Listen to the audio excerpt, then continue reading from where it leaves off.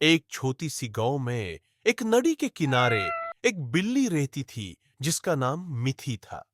मिथी एक गरीब मछुआरे रघाव की बिल्ली थी जो अपने पेट भरने के लिए ही मुश्किल से मछली पकड़ पाता था, तो अपने पलतू जानवरों को खिलाने का तो सवाल ही नहीं उठता था।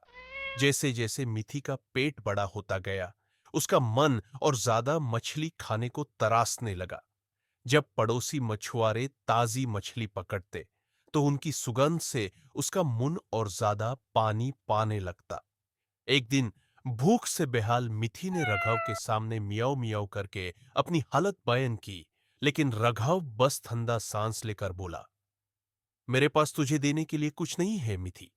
अगर तुझे मछली चाहिए तो चोरी करनी पड़ेगी। मजबूर होकर मिथी रात के अंधेरे में अमीर मछुआरों के घर घुसने लगी और जब भी मौका मिलता एक मछली उठा लेती।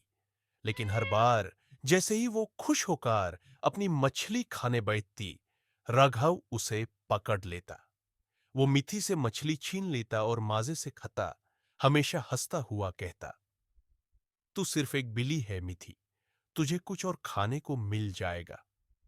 दिन गुजारते गए और मिथी दिन ब दिन कमजोर होती गई। भूख से ज्यादा उसका दिल टूटा था। वो अपने बच्चों के लिए इतनी मेहनत कर रही थी, पर उसका मालिक ही उसका हक छीन रहा था। एक रात चांद के नीचे बैठकर उसने दुख और गुस्से से एक श्राप दिया, जो बच्चे मेरे पेट में है वो तेरी पत्नी के पेट में चले जाए, और जो बच्चे उसके पेट में हैं वो मेरे अंदर आ जाए। उस रात तेज हवा चली, जैसे कि उसके शब्दों को अपने साथ ले जा रही हो। कुछ दिनों बाद श्राप अपना असर दिखाने लगा। जब समय आया तो मिथी ने बिल्ली के बच्चों के बजाय दो इंसान की लड़कियों को जन्म दिया। नर्म गुलाबी त्वचा वाली, बड़ी बड़ी आंखों वाली दो प्यारी लड़कियां। दूसरी तरफ रघव की पत्नी, जो जुड़वा बच्चों के जन्म की अपेक्षा कर रही थी।